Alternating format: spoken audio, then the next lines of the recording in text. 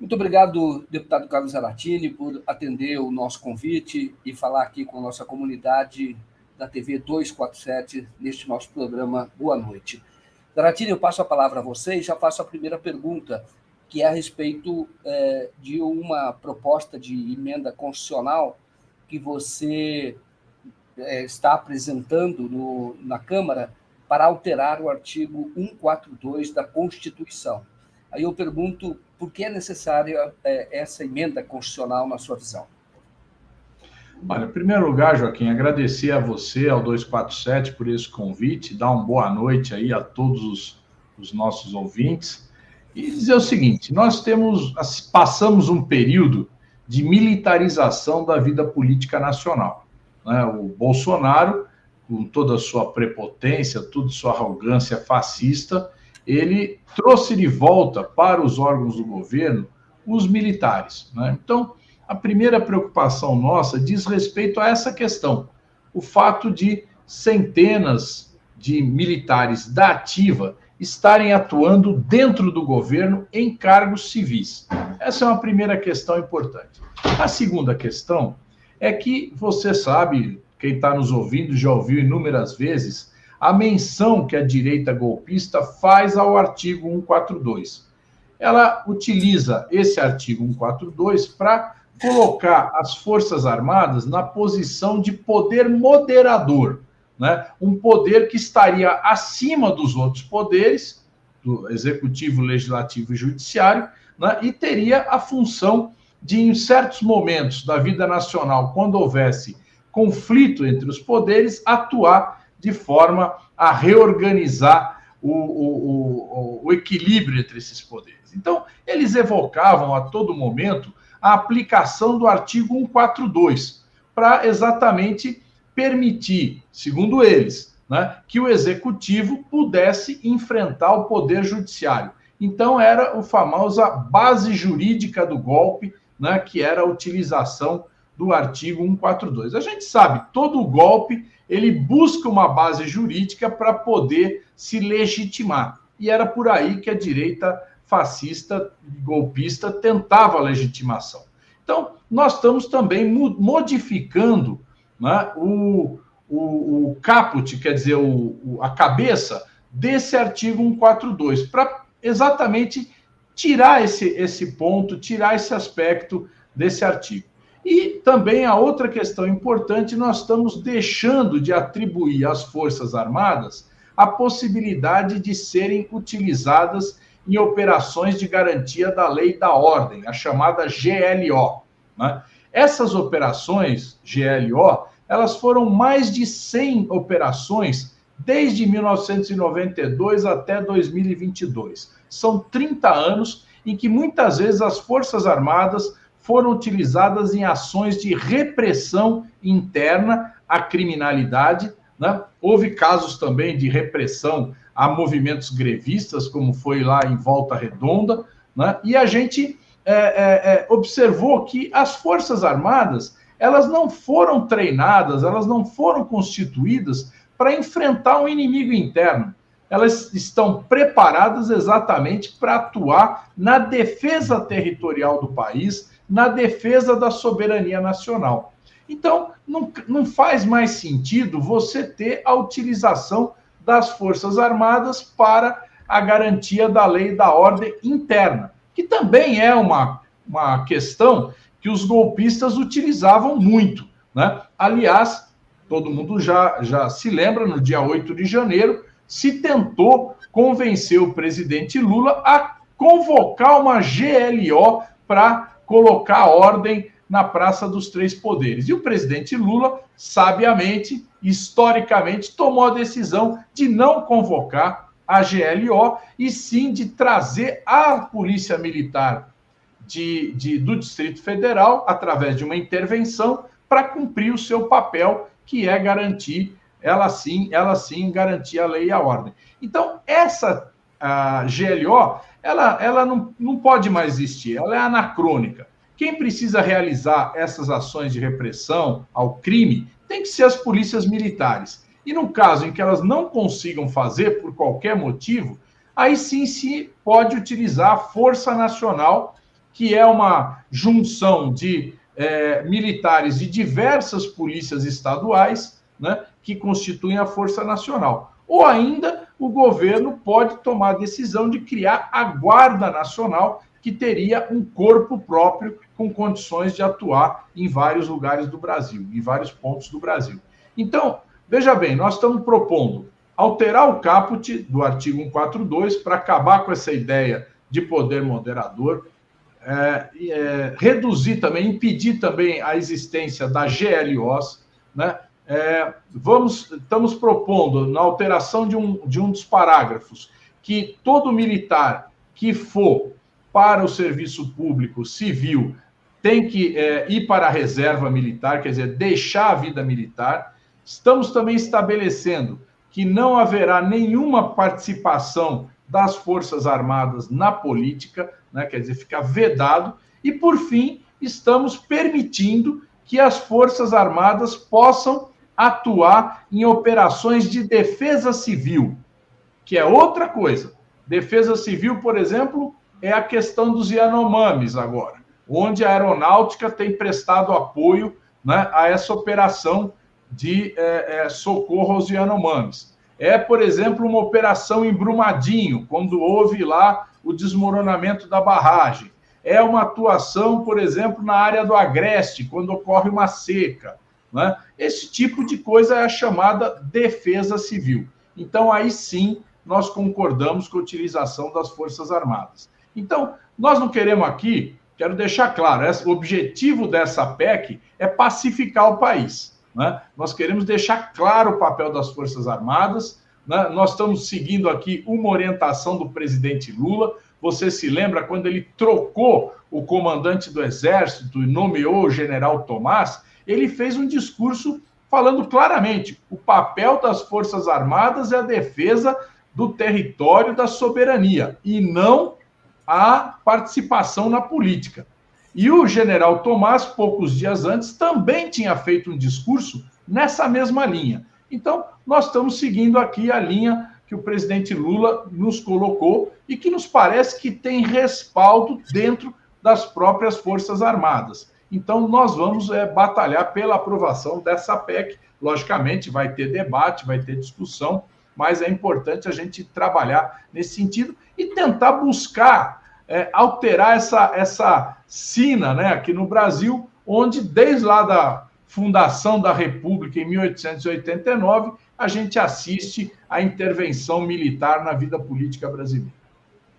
Que ótimo. Tratina, agora, para apresentar a proposta, é necessário que haja pelo menos 171 assinaturas, é isso mesmo? E aí a pergunta Exatamente. É se vocês já começaram a recolher as assinaturas e se começaram, quantos já aderiram a essa proposta? Não, nós ainda não começamos, né? Nós vamos começar depois do Carnaval. Agora nós estamos vivendo esse período aqui que já começa aqui, a Câmara já está esvaziada hoje, amanhã nem se diga, né? Semana que vem nós não vamos ter sessão.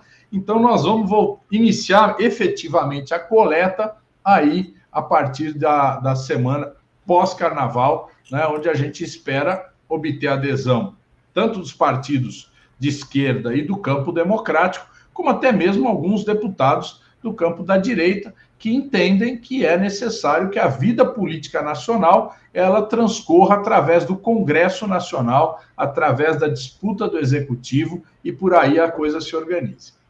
Perfeito. Deputado, agora tem já... O Supremo já foi consultado sobre essa questão da intervenção do poder moderador, ou equivalente ao poder moderador, que, na interpretação dos golpistas, caberia às Forças Armadas.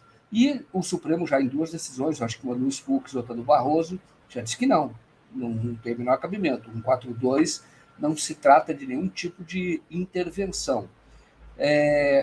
Não há o risco de apresentar essa proposta, legitimar o discurso deles, isto é, tem que mudar a Constituição, porque senão nós podemos fazer essa intervenção?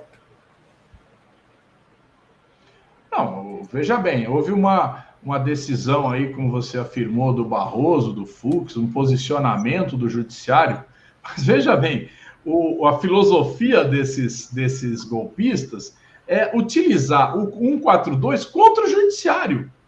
né? Então, eles não reconhecem. E nós precisamos ir para o campo da política. Não basta apenas uma interpretação do Supremo, que é muito importante, eu não estou aqui minimizando, mas eu acho que o Congresso Nacional tem que se posicionar.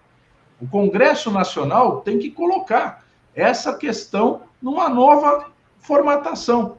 Esse tema do artigo 142 foi muito debatido na Constituinte. Aliás, o texto, a emenda, foi redigida pelo Fernando Henrique Cardoso e foi derrotado pelo então relator da Constituição. E esse relator, o Bernardo... Cabral. Me faltou o sobrenome. Bernardo Cabral, ele prevaleceu a posição dele, que foi negociada com o então comandante do Exército, Leônidas Monteiro. E o Leônidas Monteiro que forçou, e o relator apoiou, essa redação que está aí hoje. Agora, todo o campo democrático, o campo da esquerda, lá em 1988, tinha outra posição. Então, nós estamos resgatando também aquele debate e trazendo para agora. Né? Nós precisamos que o Congresso Nacional se posicione. Né? Evidentemente, a gente vê a sociedade brasileira, na sua maioria, repudia a intervenção das Forças Armadas na política. Por quê? Porque quer a democracia, quer o poder do voto e não o poder das armas. E nós queremos referendar isso, deixar bem límpido essa questão, corrigir essa outra forma de intervenção militar na segurança pública, que é as GLOs, né? Que não é só na segurança pública, pode ir também para outras questões, né? E deixar isso a cargo de quem cabe, que são as polícias militares, né? E também reduzir essa interferência dos militares, né, na vida, na administração civil.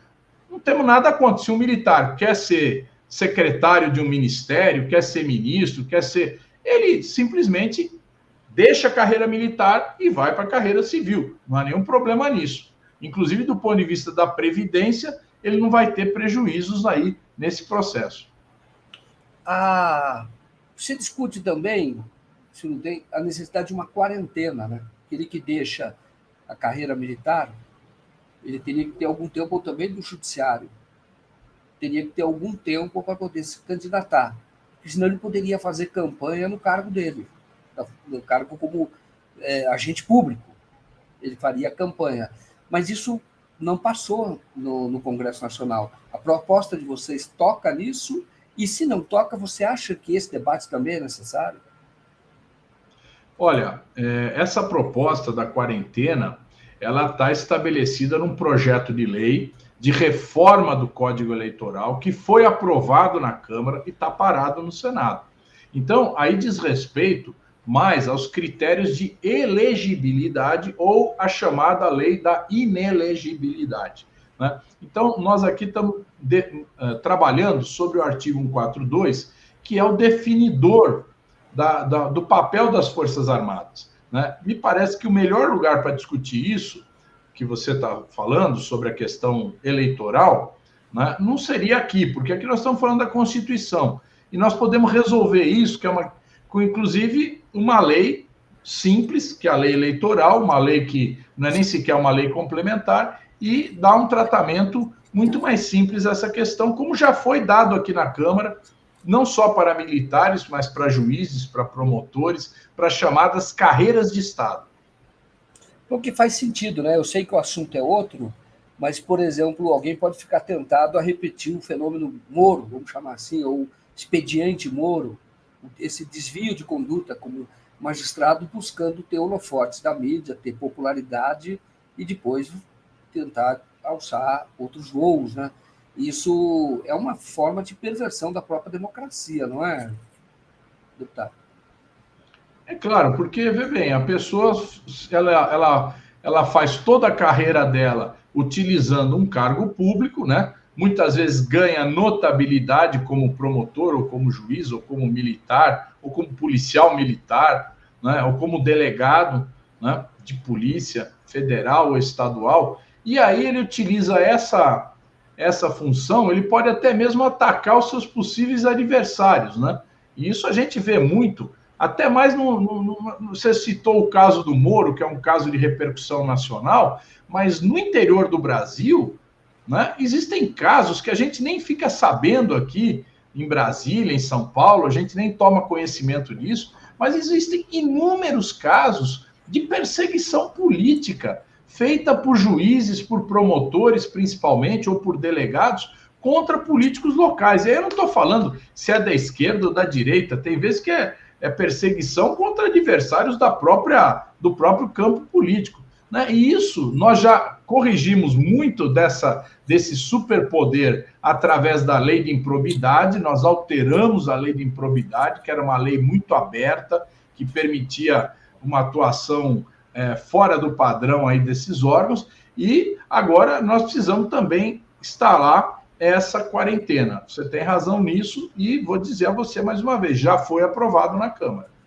Ah, que ótimo. Porque isso corrige, né, o curso, porque faz com que o agente público ele não tenha outros objetivos que não seja o de exercer a sua função, estritamente, né? Não é ganhar popularidade, porque hoje nós vemos que muitos ficam buscando holofotes na mídia, isso se tornou comum. Eu mesmo, quantas vezes não vi isso como repórter, sabendo que o que determinada autoridade queria era a popularidade mesmo, sempre buscava isso. E, nesse sentido, acaba provocando muitos desvios, né? Agora, eu pergunto para você, Zaratini, voltando um pouco à questão da emenda, são dois assuntos que nós estamos tratando, da questão da emenda que altera o artigo 142. Pelas conversas que você tem tido, você é um deputado experiente, deve estar no terceiro, quarto mandato aqui, né? Então, de federal. Quinto agora, olha só. Quinto mandato federal, foi secretário de Transportes aqui em São Paulo, tem uma experiência na gestão pública e também de atividade pública e política, como é o caso da Câmara, muito grande. Então, eu pergunto a você, você conversou com as pessoas, qual é a receptividade? O que você acha? O que você está sentindo aí nas conversas que você talvez já tenha tido sobre a alteração do artigo 142? Olha, Joaquim, tem muita gente que fica em dúvida, né, se esse é o melhor momento para a gente fazer isso. Tem gente que fala, mas não seria melhor fazer um acordo com as Forças Armadas, né? Mas tem o apoio do governo, né? Bom, tudo são perguntas legítimas, são dúvidas legítimas. Agora, nós estamos vivendo um momento político novo, um momento político onde esses golpistas foram ao enfrentamento, foram derrotados, né? Então, o golpismo, nesse momento no Brasil, está desarticulado e derrotado. Então, é muito importante que a gente possa avançar nesse momento. Nós estamos num momento que é possível dar um avanço, em que o poder civil, em que as forças democráticas podem dar um avanço histórico em nosso país. Então, eu acho assim, eu respeito muito as Forças Armadas. Aliás, aqui no Congresso, eu sou um dos deputados que tem mais diálogo com os militares. Respeito muito, colaborei muito para que todos os projetos estratégicos das Forças Armadas fossem levados adiante, né? Isso nós queremos Forças Armadas modernas, com capacidade de defesa do país. Nós estamos aqui construindo submarino nuclear, caças, aviões cargueiros, né, radares, enfim, uma infinidade de coisas que nós, ao longo dos governos Lula e Dilma, nós possibilitamos avançar projetos que ainda não foram concluídos, a maioria deles, até mesmo por conta do teto de gastos. Agora, né, nós não podemos aceitar de forma nenhuma essa intromissão de militares na política. Você vê o desgaste que foi a participação desses militares no governo do Bolsonaro. O general Pazuello era especialista em logística, né? E aí, no Ministério, ele conseguiu entregar as vacinas do Amapá no Amazonas e do Amazonas no Amapá, né? Um desastre completo em termos de gestão pública. Então, a participação desses militares no governo foi um desastre. Não estou aqui culpando as Forças Armadas, estou culpando aqueles que realmente erraram. Teve outros que atuaram bem. Hoje mesmo estava me contando um companheiro aqui do PT que ele encontrou um cara que está fazendo um bom trabalho aí. Lógico. Então, agora, Quem é que leva a má fama da atuação desses bolsonaristas? São as Forças Armadas. Elas são prejudicadas. Joaquim, você que tem cabelos brancos igual ao meu, você se lembra o quanto as Forças Armadas saíram desgastadas da ditadura. Era um desgaste total. Eles não tinham condições de falar nada, né? E demoraram muito tempo para recuperar seu prestígio. Agora eles estão num momento de grande desgaste também. Então, é necessário que as forças democráticas se articulem para dar esse passo, né? É um passo pequeno, mas nós precisamos resolver esse problema agora, que eu acho que é um momento muito bom para a gente avançar. Você fala que na época da campanha das diretas, no final da ditadura, o Brasil estava numa recessão brutal, um desemprego muito alto, inflação. Então, estávamos num momento de grande dificuldade. Você lembrou bem, eu me lembro bem desse momento. Você participou da campanha das diretas na ocasião, e justamente porque ninguém aguentava mais, e milhões de pessoas nas ruas pedindo o fim da ditadura e a saída dos militares, a volta aos quartéis, né? Mas até o que se dizia na época, eu me lembro que depois que o Tancredo se elegeu e morreu, depois o Sarney, a Constituinte, as pessoas diziam: é preciso remover o entulho autoritário, isto é, deixar um entulho autoritário. Pois mas ficou um entulho. E aí, ó, Joaquim, fora, veja só. Que é o Bolsonaro, isso que eu queria chegar. O Bolsonaro é um remanescente dessa época, e ele acabou, talvez, você pode avaliar, por não ter enfrentamento, não sei se eu penso que não houve o devido enfrentamento, ele acabou se elegendo até presidente da República. Mas eu passo a palavra para você. Olha, eu queria lembrar, né? Eu acho que nós, as chamadas forças democráticas, erramos muito no final da ditadura, ao não ter feito aquilo que tinha que ser feito, né? Realmente fazer uma comissão de anistia naquela época, né? Ter feito uma volta aos quartéis total dos militares, né? Nós deveríamos ter resolvido isso. Você vê na Argentina, os militares na Argentina hoje não se metem na política. O próprio presidente da Argentina falou para o Lula: ó, Lula, aqui não aconteceria isso, né? Por quê? Porque aqui não tem intromissão dos militares na política, porque de fato foi feito o que tinha que ser feito na época que a ditadura terminou. No Chile, eles ainda têm lá uma força grande, mas é a direita política que tem, não é os militares. Então, aqui no Brasil, nós vivemos com esse fantasma que nos atormenta, né? E muitos militares acreditam que são a salvação, né? Que são a salvação, e não são, né? Eles não conseguiram produzir um governo que trouxesse felicidade ao povo brasileiro, prosperidade, desenvolvimento, melhoria das condições de vida. Muito pelo contrário, eles só causaram o aumento da desigualdade, posições autoritárias que são repudiadas pelo nosso povo, pela nossa juventude. Muito bom. De alguma maneira, pode-se considerar que a devida remoção do entulho autoritário não foi feita por conta até dessa concessão que foi feita na Constituinte, da proposta do Leônidas Pires Gonçalves, né? Porque ali foi uma espécie de uma concessão. Bom, o general está pedindo, e ele tinha ajudado na transição, etc., ele está pedindo. Então, vamos manter. Será que houve, vamos dizer, o que você está tentando fazer é concluir o serviço que naquela época não foi concluído? Essa é uma tentativa. Eu estou exagerando ao falar isso? Eu não sou pretensioso assim, Joaquim. Eu acho que não quero ter essa pretensão. Eu só quero dar a minha contribuição, a contribuição de outros companheiros que estão aqui, como o Alencar Braga, o Rui Falcão, né, que tem trabalhado comigo nessa questão, o Genuíno, que tem nos ajudado por fora. Nós queremos dar uma contribuição, nós queremos colocar em debate uma questão no Congresso Nacional. Esse papel vai ser muito mais amplo, né? Evidentemente que só teremos aprovado essa emenda constitucional se ela contar com apoio político além, né? Ninguém aqui está fazendo... A gente só está querendo colocar um debate, né? E esse debate, para ser efetivo, depende da mobilização, de ter mobilização ou não ter. Se não tiver mobilização, realmente a nossa PEC fica no papel e será lembrado algum dia, mas não será efetivado. E a gente não está aqui para simplesmente registrar posições. Nós estamos aqui para fazer, lutar pela democracia, batalhar, transformar as instituições brasileiras. Isso a gente quer colaborar, da nossa humilde colaboração. Perfeito. Mas o que eu digo é que, de fato, pelo que você narrou, o Bernardo Cabral acabou aceitando, era senador também, o Bernardo Cabral, foi ministro do Collor, e ele acabou aceitando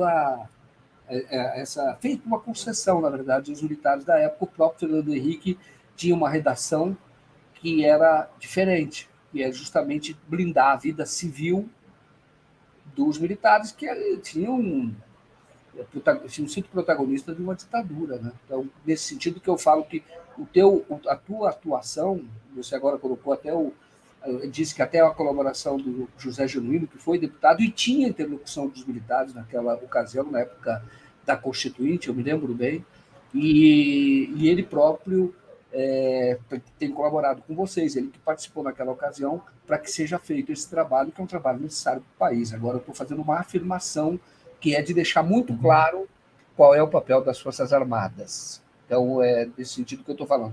Agora, Zaratini, eu queria perguntar outra coisa para você. O seu pai foi político, ele foi perseguido pela ditadura também, não foi?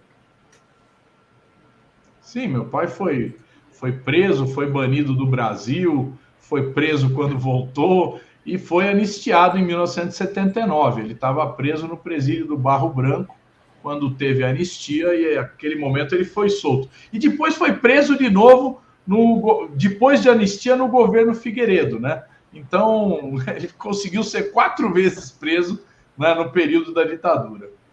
Por que ele foi preso na época do Figueiredo? Qual era a sua justificativa? Eu sabia que teu pai tinha sido perseguido pela ditadura, por isso que eu fiz a pergunta, mas eu não sabia da prisão na época do Figueiredo.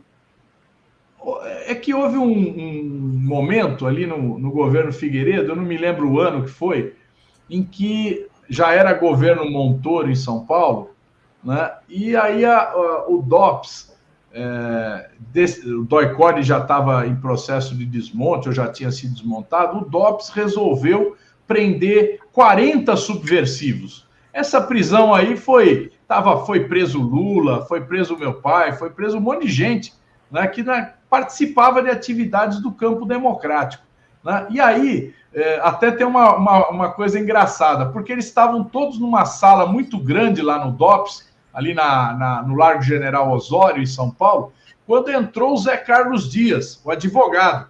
O Zé Carlos Dias entrou, todo mundo foi para cima dele. Ô Zé, agora você veio aqui para nos tirar daqui, né? Ele falou, não, eu também fui preso. Então ele também foi preso naquele dia. Mas também ali durou pouco, acho que 1 dia ou 2 dias, soltaram todo mundo, né? Porque não se sustentava uma prisão de tanta gente, né, naquele momento, né? Salvo engano, até o Dalmo Dallari também foi preso na ocasião. Dalmo Dallari, líderes sindicais, foi um catadão lá, como diz o povo, fizeram um catadão lá e botaram lá no DOPS. Mas, apesar, aí que eu vou ter que fazer essa pergunta, pelo fato de teu pai ter sido perseguido da ditadura, não há, de sua parte, nenhum ressentimento. Estou dizendo que, ao fazer essa proposta, como é que essa experiência, que eu tenho certeza que foi absolutamente dolorosa para você, você foi exilado, algo que eu não vivi, meu pai não foi exilado, não foi preso, mas eu imagino que tenha sido absolutamente doloroso para vocês, e se isso ficou algum tipo de dor, alguma marca ainda não, alguma ferida não cicatrizada. Olha, Joaquim, a gente, logicamente, ninguém aqui é feito de concreto, certo? E é frio como concreto. A gente é ser humano e a gente sabe o que a gente passou, né? E os problemas que a gente teve. Mas também, né, a gente entende que é necessário ter forças armadas no Brasil. É necessário dialogar. Eu fui aqui em 2009, 2010, não me lembro bem o ano, nós criamos aqui a Frente da Defesa Nacional, Frente Parlamentar da Defesa Nacional. O que nós fizemos com essa frente? Nós dialogamos com os militares para aprovar a Estratégia Nacional de Defesa, onde a gente garantiu, né, esses grandes projetos de defesa nacional, né, onde a gente garantiu recursos para eles, onde a gente conseguiu aprovar uma nova concepção de distribuição, de organização das Forças Armadas, Isso tudo com uma orientação muito firme do ministro da Defesa, Nelson Jobim, né, que era o ministro daquela época e que foi fundamental nessa articulação. Então, eu aqui, apesar de ter tido essa vida, né, essa perseguição política ao meu pai, à minha família, a gente falou, não, nós precisamos reorganizar esse país. E o país não pode prescindir de Forças Armadas. Então, nós trabalhamos em relação a isso. Né? É lógico que eu não posso também aqui misturar, né, as minhas desavenças pessoais com uma visão mais geral do nosso país. Você ficou muito tempo longe do seu pai, na ocasião, ou você foi para o exílio com ele? Não, eu fiquei no Brasil, né? Eu, minha irmã, minha mãe, ficamos no Brasil. Meu pai foi para Cuba, México, Cuba, Chile, né? Depois teve o golpe no Chile, ele foi para a Argentina, ficou um tempo na Argentina e depois ele voltou clandestinamente para o Brasil. Né? Aí, nesse período que ele estava clandestino no Brasil, aí eu tinha um contato com ele. Né? Eu tinha 16, 17 anos, mas eu me encontrava frequentemente com ele, né? Encontros clandestinos, né? Hoje em dia você fala em encontros clandestinos, você pensa outra coisa, mas naquela época, encontros clandestinos era para não ser localizado pela repressão, né? Pelo aparelho de repressão da ditadura, que era o DOI-CODE, principalmente. Né? Então, a gente teve um período aí de muito encontro, mas nessa condição muito difícil, né? Latini, vou perguntar, porque muita gente não conhece aquele período, não viveu, não teve essa experiência dolorosa que você teve. Você pode contar como que era feito esse encontro? Como é que vocês mantinham o segredo? Porque se tratava de proteger a vida do seu pai, porque ele poderia eventualmente ser morto até de vocês, né? Então, como é que era isso? Você se recorda qual era... porque hoje você pode falar, isso tem valor histórico. Como é que se organizava esse encontro com o pai? Porque... você fala, emociona a gente até. Como é que o pessoal daquela época... longe do pai, tendo a oportunidade de ver o pai. Naquela época, né? Logicamente, meu pai vivia com um nome falso, né? Documentos falsos, né? Ele tinha toda uma vida com uma outra... Quem acompanhou o Zé Dirceu aí, já leu os livros do Zé Dirceu, sabe como é isso. Tem um livro do meu pai também que fala muito disso, né? E eles viviam uma outra identidade e com uma outra vida. Então, meu pai era nessa outra vida, ele era um fotógrafo, desses fotógrafos de estúdio, que tira foto 3x4 e tal, e ele montou um estúdio, né? Ele montou um estúdio mesmo, porque a coisa era tão bem arquitetada que tinha até o estúdio, né? Onde ele utilizava aquilo como uma certa fachada. E a gente, logicamente, não podia se encontrar nesse lugar. E aí ele tinha, junto com outros companheiros que participavam dessa organização, tinha lugares, né, apartamentos e casas onde se faziam reuniões. Né? Então, eram os chamados aparelhos, né? É um nome que vem lá da luta armada. Eram os aparelhos que, no caso, lá já não tinha luta armada, era mais para organizar a luta popular, né? Não tinha nenhuma... Meu pai já tinha se afastado muito dessa ideia de luta armada. Então, a gente muitas vezes se encontrava ou nesses lugares, né? E aí tinha toda uma estratégia para chegar no lugar, ou a gente fazia muita reunião andando, viu, Joaquim? Era uma coisa incrível, porque a gente pegava um trem, né? Ali hoje a CBTU, né? A gente pegava um trem, se encontrava numa determinada estação, aí fazia um chequeio para ver se não tinha ninguém seguindo, ia para uma outra estação, um outro trem, descia, e aí a gente ficava andando por um bairro, geralmente um bairro industrial. A gente gostava muito de ir para bairro industrial, que era um público muito de operários, né? E a gente se identificava quando o camarada não tinha pinta de operário, né? Então, a gente fazia muito isso. Era uma coisa cansativa, porque a gente ficava 2 horas andando, 3 horas andando, né? E conversando, né? E trocando ideias, quando não dava para fazer uma reunião num lugar mais cômodo, né? Mas mesmo para chegar nesse lugar, tinha toda uma estratégia, né? De verificação se não estava sendo seguido, se não estava tendo alguém te acompanhando, né? Zaratini, que interessante. Você ficou quanto tempo longe do seu pai quando ele foi para o exílio? Olha, eu fiquei de 68 até 74, né? Praticamente 5, 6 anos aí, sem ver meu pai, né? Porque eu tive uma única vez em 73 no Chile, antes do golpe, no Chile, tive lá em janeiro de 73, já estava todo aquele ambiente de golpe, já estava o governo do Allende já era uma coisa assim que claramente se tinha essa situação de golpe, só o Allende que acreditou no Pinochet, né? E nomeou ele comandante do Exército. Então, realmente, tem que se tomar um cuidado grande aí. Mas depois eu voltei a encontrar com meu pai nessa situação de 74 até 79, né? Quando ele foi preso novamente. Aí ele foi preso... 79 não, 78. Ele foi novamente preso. Aí você vê, por que ele foi preso? Porque você lembra, não sei se você ouviu falar do Cajá. Cajá era um companheiro do movimento popular lá de Pernambuco, né? Está vivo até hoje, né? Muito ligado à igreja naquela época. E o Cajá veio se encontrar com meu pai. E quando ele veio se encontrar com meu pai, os caras já estavam seguindo ele. E aí eles identificaram o meu pai e começaram a cercar a região onde eles tinham visto ele, né, até chegar. E o mais interessante, Joaquim, essa casa, esse apartamento onde o meu pai morava, era na rua José Paulino, atrás do DOPS. Atrás do DOPS.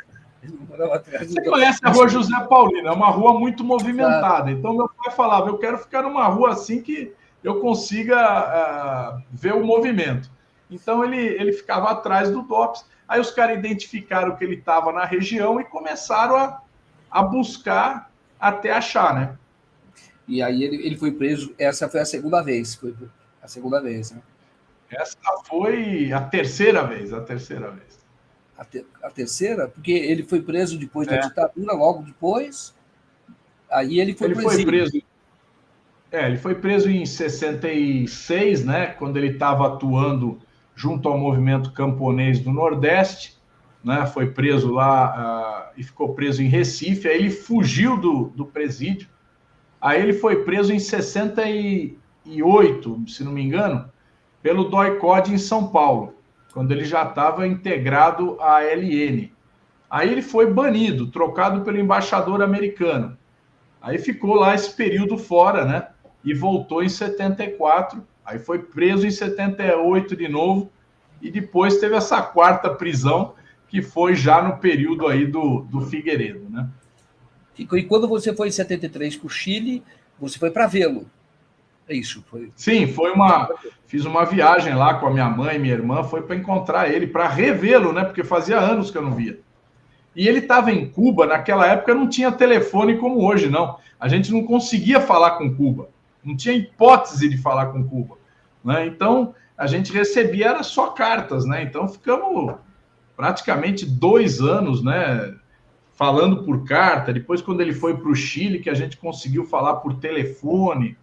Era uma situação muito diferente da que tem hoje, quando tem internet, celular, essa coisa. Era outro padrão, né? Bom, quando você fala que o trabalho dele de fachada foi o de ser fotógrafo, mas era em estúdio. Mas ele acabou influenciando a sua irmã, por exemplo, que eu conheci, foi excelente fotógrafo, fotojornalista, repórter fotográfica, muito boa. Mas será que teve alguma influência, não, dela ter visto o pai, ainda que no emprego de fachada, e ela foi uma das melhores repórteres fotográficas que eu conheci. Tá? Então, é excelente. Mas eu não sei se houve alguma influência, mas quando você falou da fotografia, eu falei, será que a Mônica tem alguma coisa a ver com essa influência? Será que ela viu? Pode ser, viu? Pode ser que sim, viu? Eu não duvido, não. Pode ter tido alguma coisa a ver aí com essa profissão do meu pai, viu? Exatamente. Essa profissão de fotógrafo. O estúdio dele, Joaquim, chamava Estúdio Mona Lisa. Mas ele tinha clientes assim, será? Devia ter algum cliente para não despertar. Será que tinha algum cliente? Você não sabe. era muito novo na época. Eu não sei, mas você sabe qual era o objetivo disso? Ele tinha um companheiro lá que era o Dario Canali, que era um italiano, né, que tinha participado de muitas lutas lá na Itália, tal, um militante antifascista, que veio para o Brasil e se integrou aqui à luta da esquerda aqui no Brasil, naqueles anos de 66 e tal. E o Dario Canali, ele tinha feito um aprendizado de como produzir documentos, né, com base na fotografia. Então, na verdade, aquele estúdio de fachada, né, não sei se tirou foto de alguém na vida, mas o objetivo tinha lá todos os equipamentos para produzir os documentos, entende? Então, tinha uma outra utilidade que era outra, né? Não era tirar fotografia 3x4. 3x4 era uma fachada que eles utilizavam para ter esses equipamentos, que era um ampliador, aquele material de revelação, aquela coisa lá. Quem é fotógrafo aí sabe como é que funcionava antigamente, antes das máquinas digitais, né? Como é que chama o livro do teu pai? Interessante, porque quem quiser conhecer mais a história do seu pai, qual que é o livro? É Uma Paixão Revolucionária. Chama Uma Paixão Revolucionária. É um livro muito interessante. É autobiográfico? Ele é o autor? Ele mesmo é o autor? Ele na verdade, ele escreveu o livro, né? E como é o nome dele agora? Foi o escritor, aquele companheiro senador italiano que está sempre por aqui. Me deu um branco agora, mas daqui a pouco eu lembro. O autor é ele. Então é mais para as pessoas se localizarem, que eu tenho certeza que essa nossa conversa acaba despertando muito o interesse das pessoas por conhecer mais desse período. Então, Uma Paixão Revolucionária é o título do livro e ele está distribuído? Ele tem? Assim, se a pessoa entrar num... Ele está meio esgotado, viu? Deixa eu ver se eu pego aqui ele está meio esgotado, porque faz algum tempo já que ele foi publicado, né? Então, às vezes, Então, às vezes você... Mas está aqui, eu estou olhando aqui na internet, está aqui, é o José Luiz Del Roio. Agora eu lembrei, o Del Roio foi senador italiano, né? Está vivendo no Brasil hoje, né? Um cara que também participou daqueles anos de chumbo aí, teve junto da LN, teve junto com o meu pai, teve junto com o Dario Canali, né? Nessa luta toda aí, nessa articulação. Quando é que você soube que você voltaria a ver seu pai? Você lembra desse dia ou não? Que alguém falou de alguma maneira que você vai ver seu pai? Entendeu? Já fazia 5 anos. Não foi ninguém que me falou, não. Sabe o que aconteceu, Joaquim? Eu estava trabalhando de office boy na TV Tupi, né? Então eu trabalhava lá, tal, ficava carregando coisa lá, carregando fita, enfim, era um trabalho lá de office boy, né? Ganhava pouco, trabalhava muito. E enrolava bastante também, né? Mas eu saí para almoçar e aí eu encontrei meu pai. Lógico, ele não estava lá à toa, né? Ele sabia que eu estava lá, então ele ficou num ponto que ele podia observar quem entrava, quem saía. Quando eu saí para almoçar, ele me deu um toque, falou: tô aqui, vem cá. Eu tomei um susto, viu, cara? Um susto. Sério? Muito susto. E como é que foi? Você lembra? Nossa, que história. Não, então, você conhece. É no Sumaré? Ali na... Então, a TV Tupi ali na Afonso Bovero, onde tem aquele prédio. Eu trabalhava ali, né? No porão ali, tinha um porão ali. Então eu saí e a rua desce ali, se você seguir a Afonso Bovero, você desce, né? Segue ela. Então eu estava descendo ali, na primeira curva, eu dou de cara com ele ali, né? Tava de bigode, tava diferenciado. Você reconheceu na hora? Na hora, claro, você não reconhece seu pai na hora, pô. Eu sei, mas é uma coisa que você não esperava, não sabia, talvez não soubesse nem que está no Brasil. Será que é verdade? Muito parecido. O pior é o susto. O pior é o susto, viu? O susto foi forte. E vocês almoçaram juntos naquele dia? Almoçamos, tal, trocamos ideia, e aí ele esquematizou um sistema lá da gente se encontrar frequentemente. Aí começamos, né, a ter encontros a cada 15 dias, um mês. Então, a gente sempre conversava muito. Olha que interessante. E foi um encontro, você tinha o quê? 14 anos de idade, 14, 15 anos? Não, eu tinha... Um pouco mais. Era 74, né? Eu tinha 15 anos. 15 anos. Um menino... Foi antes da Revolução Portuguesa. Eu encontrei com ele exatamente alguns dias antes do 25 de abril. Porque logo em seguida eu me lembro que teve a Revolução Portuguesa. 25 de abril de 74. Eu encontrei com ele alguns dias antes. Eu imagino, não sei se vocês choraram aquele dia, mas é uma coisa muito dolorosa. Né? Claro, né? E é também, por outro lado, uma felicidade muito grande, né? Você está vendo o teu pai, claro. Porque você tinha notícias por outras pessoas, né? Porque, mas não sabia nem se seu pai estava vivo, eventualmente, porque as pessoas falavam. Depois dessa que eu encontrei com ele no Chile, aí a gente tinha uma condição de contato. Mas o período que ele estava em Cuba foi o período em que muitos brasileiros voltaram de Cuba para o Brasil e foram assassinados. Né? Você lembra, o Cabo Anselmo, ele era infiltrado nos grupos de esquerda, e ele, como infiltrado, ele se comunicava lá com Cuba, e esses grupos vinham organizadamente para o Brasil, mas eles caíam em ciladas, né? Então, houve muitas mortes, né, de companheiros que vieram de Cuba com um esquema clandestino para se organizar no Brasil, mas, na verdade, esse esquema tinha sido organizado pelo Cabo Anselmo. E essas pessoas eram todas presas e assassinadas. Todos foram assassinados. Todos. Era o Colina, né, o Comando de Libertação Nacional, né, e depois alguns grupos da LN também voltaram, e todos foram assassinados. Então, a gente ficava preocupado, porque meu pai estava em Cuba. Eu falava, pô, mas será que ele voltou e também foi assassinado? A gente ficava numa insegurança muito grande. Muito grande. Que terror, né? É esse que é o golpe. Né? Isso que a gente chama de ditadura, golpe, essa dor que precisa ser contada. Porque o que eles lutavam, na verdade, era por democracia. Você teria eleição, era um governo constitucional do João Goulart, terminaria o mandato, teria eleição, o Juscelino talvez voltasse, e a vida continuaria.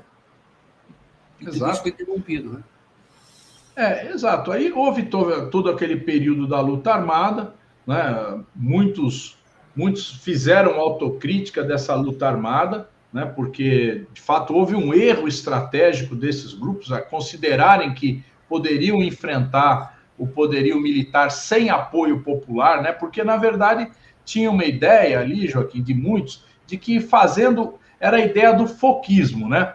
Quer dizer, eu tenho um grupo que vai lutar, fazer a guerrilha, o enfrentamento militar, e isso vai mobilizar milhões de pessoas. E isso não aconteceu, né?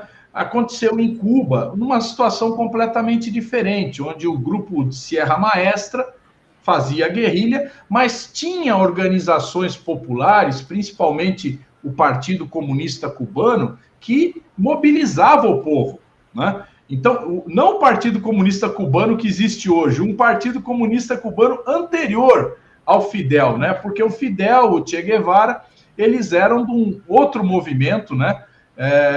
Que não era o Partido Comunista Cubano. Depois eles se juntaram. Mas tinha essa luta popular nas cidades e a guerrilha, então, em Sierra Maestra.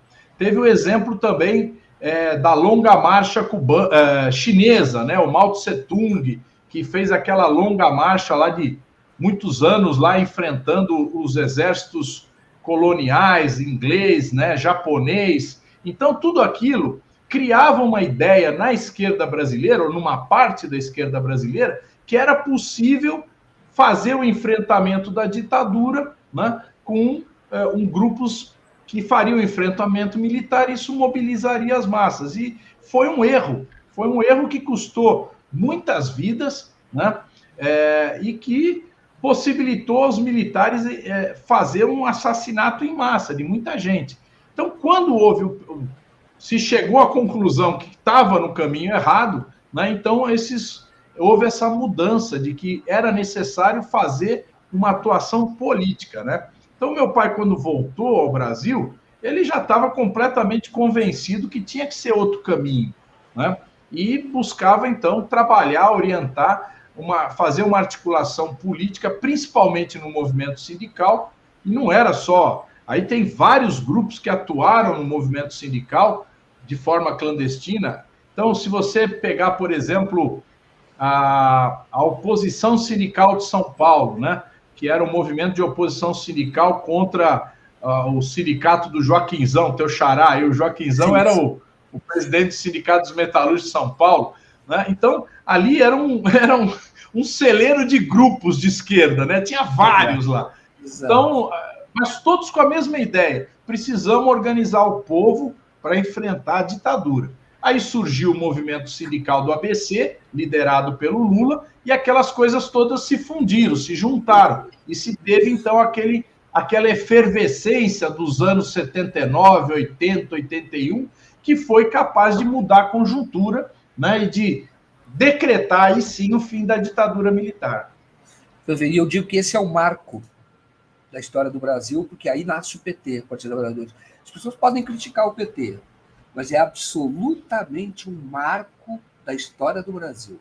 Relevante. Você divide a história da luta política a partir do surgimento do PT, e justamente a origem que você fala. Eram pessoas como seu pai, que tinham participado da luta armada. Você tinha um movimento operário, que estava, falou do Joaquinzão e no ABC, com o Lula com uma outra característica, que já não tinha influência tanto do partidão como tinha em São Paulo. São Paulo tinha. E aí vai surgir isso, e as comunidades eclesiais de base. E vai organizando a sociedade, os movimentos de base, é uma parte da Igreja Católica que se une a esse processo e surge o Partido dos Trabalhadores. É muito importante. Zaratini, é muito importante essa conversa que ele está tendo, muito relevante, interessante, mas nós vamos ter que encerrar. Então eu vou pedir para, antes do nosso encerramento, para saber se você acredita, para falar de um tema atual. Porque tudo que se quer é desenvolvimento do país, geração de emprego e inclusão social. E para isso é necessário que os juros caiam. Tem uma luta hoje para que haja essa queda da taxa de juros. Você acha que teremos uma redução rápida dessa queda? E qual a importância de que haja uma luta popular nesse sentido? Para a gente encerrar. Olha, esse assunto aí diz respeito também à chamada autonomia do Banco Central, né? Que foi aprovado aqui durante o governo Bolsonaro.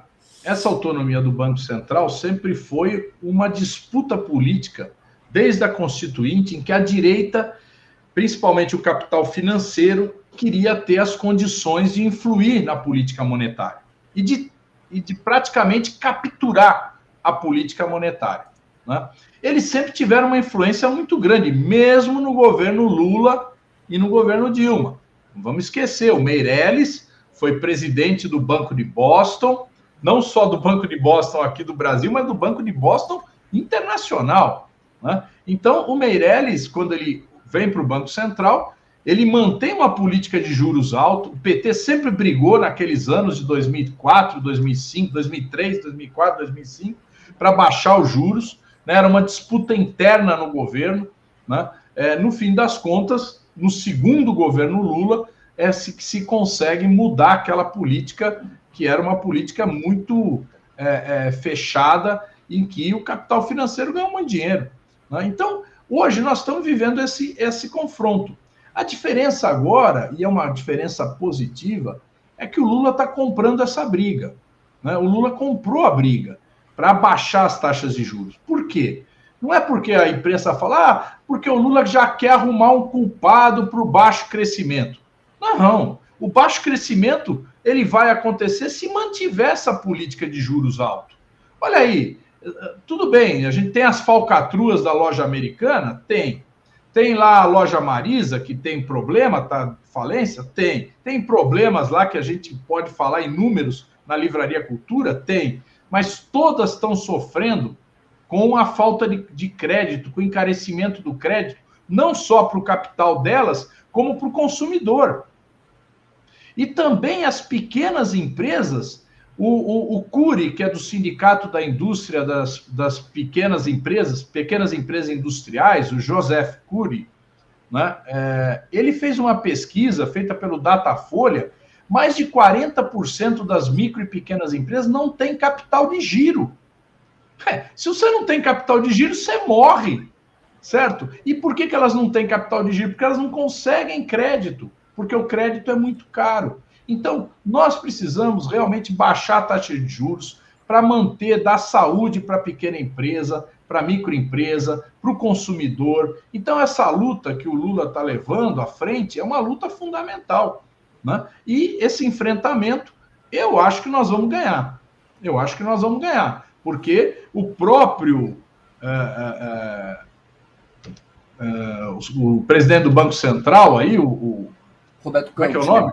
Roberto Campos Neto, ele já começou a se incomodar, né? A entrevista dele na TV Cultura tinha muita coisa de arrogância, mas também ter os sinais de recuo, de conversa, né? Então, eu acho que a gente tem que continuar batalhando por isso, né? Eu acho difícil a gente reverter essa autonomia nesse momento no Congresso, e a gente tem que ir caminhando para, de fato, ter uma política monetária que esteja de acordo com a política de desenvolvimento e distribuição de renda. Não dá mais para o capital financeiro abocanhar tanto da renda nacional como ele está abocanhando. Você viu os lucros do Banco Itaú, o lucro do Banco do Brasil. O Banco do Brasil é um banco estatal, mas ele atua como um banco privado. Então, você vê a taxa o quanto aumentou o lucro do Itaú, foi 15% em um ano. 15% em um ano, velho. É muito dinheiro. É muito dinheiro. Então, nós temos que mudar essa política. Zaratini, muitíssimo obrigado por aceitar o convite nosso, por estar aqui, por essa conversa muito interessante. Convidar você mais vezes aqui. Te passo a palavra para fazer a despedida. Então, fica com você a palavra para fazer a despedida. Muito obrigado. Agradecer mais uma vez, Joaquim, a você, ao 247, a gente poder trazer esse tema. Nós falamos de muitas coisas aqui, mas o tema principal aí dessa mudança no artigo 142 da Constituição. A gente espera que a gente consiga ter realmente o apoio político suficiente para a gente aproveitar essa oportunidade que nós temos, essa conjuntura favorável para fazer essa mudança que vai ser muito importante para a democracia em nosso país. Muito obrigado, Zaratini. Obrigado a todos vocês. Continuem com a programação da TV 247. Um abraço e até mais.